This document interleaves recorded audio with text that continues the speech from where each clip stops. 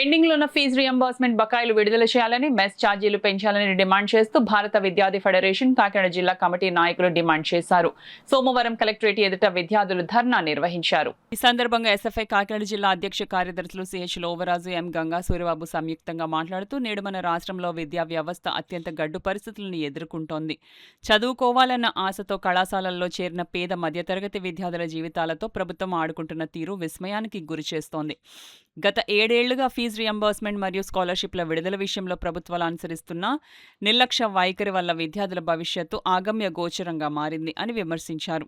తక్షణమే సంక్షేమ హాస్టల్కు విద్యార్థులకు మెస్ ఛార్జీలు 3,000 రూపాయలు పెంచాలని, పెండింగ్లో ఉన్న మెస్ కాస్మెటిక్ ఛార్జీలను వెంటనే విడుదల చేయాలని డిమాండ్ చేశారు. లేని పక్షంలో విద్యార్థులందరినీ ఐక్యం చేసి పెద్ద ఎత్తున పోరాటం నిర్వహిస్తామని రాష్ట్ర ప్రభుత్వాన్ని హెచ్చరించారు.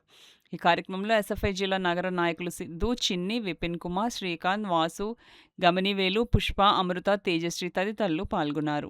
ఏదైతే ఫీజు రియంబర్స్మెంట్ డబ్బులు పడకపోవడంతో ఈ రోజు విద్యార్థులు మీరు డబ్బులు కట్టండి, లేకపోతే మీకు సర్టిఫికేట్లు ఇవ్వని, ఈ రోజు పరీక్షలు రాయనివ్వని ఈరోజు ప్రైవేట్ కార్పొరేట్ చేస్తూ ఉంటే ఇదే పరిస్థితి గవర్నమెంట్ పాఠశాలలో గవర్నమెంట్ కాలేజీలు కూడా చేస్తూ ఉన్నాయి.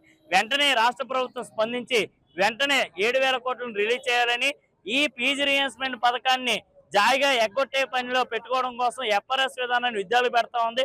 ఈ రోజు పూర్తి స్థాయిలో టెక్నికల్ సమస్యలు ఉంటా ఉన్నాయి, అదే సౌర బీజీలు ఉంటా ఉన్నాయి. ఇటువంటి పరిస్థితుల్లో పూర్తి స్థాయిలో అటెండెన్స్ అయ్యే పరిస్థితి లేదు. ఇటువంటి పరిస్థితుల్లో ఎఫ్ఆర్ఎస్ విధానం వెంటనే తొలగించాలని, ఏదో హాస్టల్ విద్యార్థులకు 3,000 రూపాయలని పెరిగిన దానికి అనుగుణంగా పెంచాలని మేము భారత విద్యార్థి ఫెడరేషన్ ఎస్ఎఫ్ఐ కాకినాడ జిల్లా కమిటీగా డిమాండ్ చేస్తా ఉన్నాం. లేని పక్షంలో విద్యార్థులందరినీ కలుపుకుని భవిష్యత్తులో పెద్ద ఎత్తున ఈ కూటమి ప్రభుత్వం కళ్ళు తెరిచే కోసం పోరాడతామని హెచ్చరిస్తా ఉన్నాం. నేను ఒక ప్రైవేట్ కాలేజ్లో చదువుతున్నాను.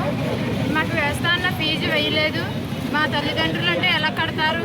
మేము మిడిల్ క్లాస్ ఫ్యామిలీ. మాకు వేయాల్సిన ఫీజు వేస్తారని మేము హృదయపూర్వకంగా కోరుచున్నాం.